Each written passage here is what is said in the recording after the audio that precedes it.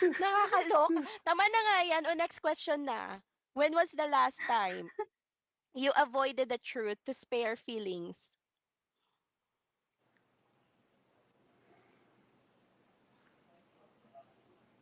Avoided the Siguro truth.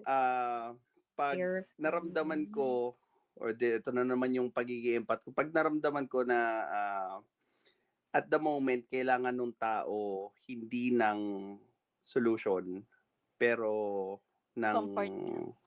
comfort, yes. Mm. Minsan inaalam ko ano bang kailangan ng tao? Is it comfort or solution? Mm. So, doon ako magbabase kung I'd spare their feelings. Pero, yun na nga, most likely ang ginagawa ko, pag naramdaman ko, okay, fine, comfort. Sige, I can give comfort. Pero, once na paulit-ulit yung problema, like, last week, share mo na sa akin yung problema na yan Tapos, ngayon ulit, same problem pa rin.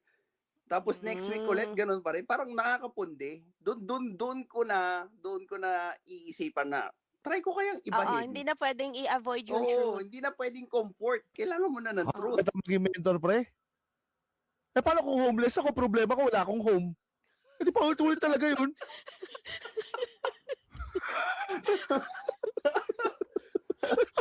Bibigyan ka daw niya ng bahay. Pre.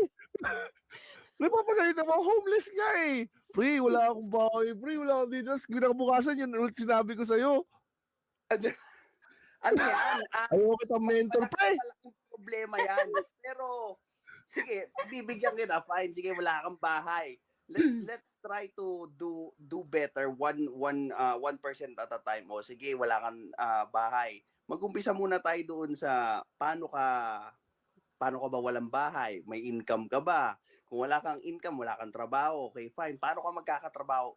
I will try to chop it down hanggang sa pinakasimpleng bagay na pwede nating magawa para at least umuusog tayo or umusad tayo. Hindi kasi pwedeng forever na idahilan mo sa akin wala kang bahay. Kailangan natin mag-backwards engineering para malaman natin kung ano yung pwede nating magawa even dun sa pinakamaliit na bagay para mag-improve tayo papunta dun sa bigger goal na magkaroon ka ng bahay. Kaso wala pa na akong bahay, pre. Sa lahat ng sinabi mo, pre, nagkatrabaho na ako, nakaipon na ako, pre, pero wala pa rin akong bahay.